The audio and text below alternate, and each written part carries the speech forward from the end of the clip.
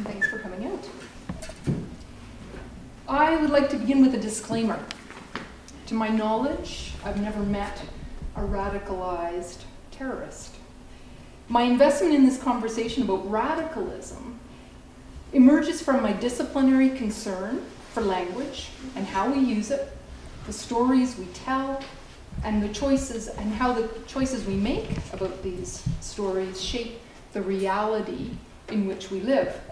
This interest also emerges from a teaching project that a group of colleagues and I have been working on for the last 6.5 years. Scott described it for you. It is the teaching project with Omar Khadr. Since the fall of 2008, we have worked with Omar, a 28-year-old Canadian, who the Government of Canada persists in describing as a radicalized, violent terrorist. I know him to be no such thing. How he gets to be painted with this brush is of considerable interest to me. In what follows, I want to begin with a definition of radicalism, and then say a few things about how I see the word being applied in Omar's case. As George Orwell reminds us, there is a special connection between politics and the debasement of language, and we need to be wary of it. At the end of our session, I will tell you the story of my community's journey with Omar. In the process, we'll look to see what this specific example might tell us about the larger issues we're facing and how best to address them. The word radical stems from the Latin word for root. According to the OED, the word originates in the post-classical Latin word radicalis, which means relating to or forming the root, the original, the primary element of something. The first use of it occurs in about the year 400 in the writing of St. Augustine. In subsequent generation, the word takes on new shades of meaning. It's associated with the roots of plants, the roots of words. But it's not until the 17th century, the dawn of the early modern era, that the word begins to be associated with change. In 1648, while the Civil War was still raging in England, a Quaker named Isaac Pennington used the word radical for the first time to describe a type of change. Mr. Pennington opened a floodgate. From this moment, the word takes on a distinctly political cast. It's associated throughout the 18th century and onward with advocating thorough or far-reaching political social reform, representing or supporting an extreme section of a party, a person who advocates radical or far-reaching political or social reform, member of a political party, part of a party pursuing such aims, especially a left-wing revolutionary. Ever after, the word radical is frequently a word to curse by.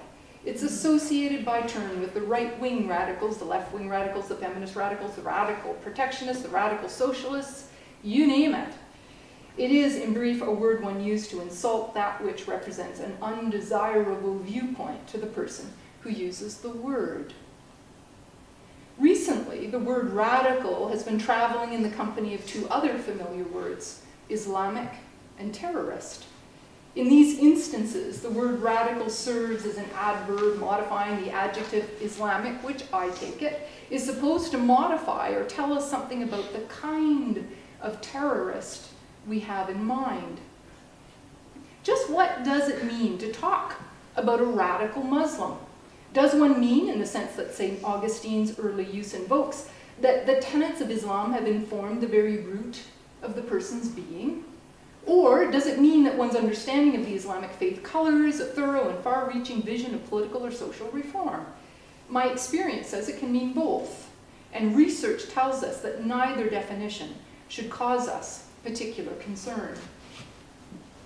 John Horgan, psychologist, professor, School of Criminology and Justice Studies at University of Massachusetts Lowell, states the issue clearly in his recent interview for Rolling Stone magazine. There are no easy answers for why somebody engages in violence against civilians, and the temptation to find them should be resisted. I think it's time to end our preoccupation with radicalization, Horgan says. Radicalization is not the issue, terrorism is. Dr. Horgan's views are corroborated in a report entitled Risk Assessment Definitions for Violent Political Extremism, where the author, Dr. Elaine Pressman, defines the term radicalism carefully. When the term radicalization is used in North America, it does not assume the use of violence. Radicalization is a process, and not all who begin the process progress through to the end stage of violence. One can, therefore, be radicalized and not be involved with violent action. In a democratic system where freedom of thought, belief, opinion, and expression are fundamental freedoms, simply having or expressing radical views is a protected right and not legally problematic. Dr. Pressman's report was funded by Public Safety Canada. So it's curious that the use of the word radical is so persistent among the members of the current Canadian government. So why does our government persist in using the word radical and radicalized? My suspicion is that the word radical is used because it's politically useful. My suspicion is that the word radical is used because its pejorative tone can cast a kind of connotation that says more than it exactly denotes. And as it does so, it infects our conversations with illogic. Marks of this infection are all over the story of Omar Khadr. Witness, for example, a January 19th, 2015 editorial in the National Post by John Muse.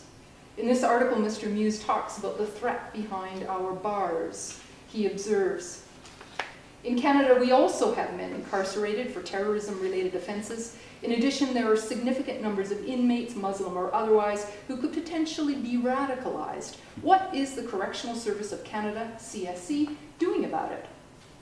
He calls for an overhaul of our correctional system, for a new assessment tool and programming. For Mr. Muse, radicalization is an infection, a taint, a mysterious thing for which no current knowledge systems give good information.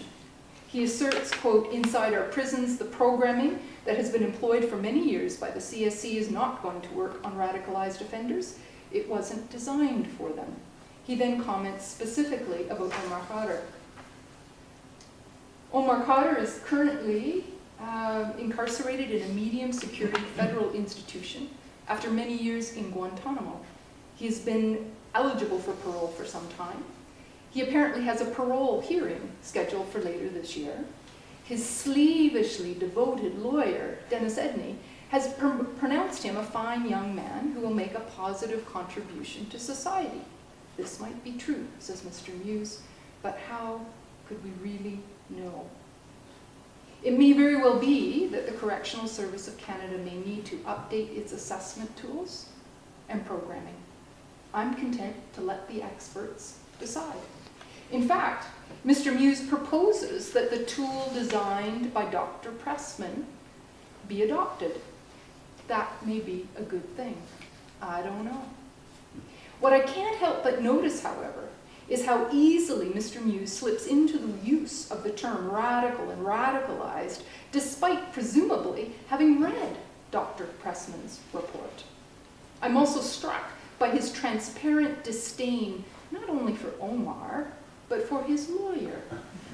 Clearly, Mr. Muse disapproves of Mr. Edney's work. His choice of language betrays his political opinions. And this brings me full circle to my thesis. The use of the word radical persists because it's politically useful. It muddies the intellectual waters just enough to allow a critical ontological shift to escape our notice.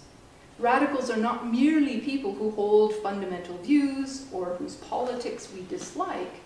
They are instead dangerous, alternative types of beings who need to be treated differently and perhaps do not deserve to be accorded the privileges of the law. This use of language is nothing new, of course. George Orwell warned us about it decades ago. This is newspeak, and it is regularly used to hide horrors. While I object to Mr. Muse's language, he does pose a fair question. How do we know that anyone is who they portray themselves to be? Or, more broadly, How do we know when someone once involved in violent activity might safely rejoin community? And how can we assist them to get ready? I have an answer to this question, but I'm going to take a break at this point to allow you to hear from my two fellow panelists, and when I return, I will tell you about how my colleagues have answered this question.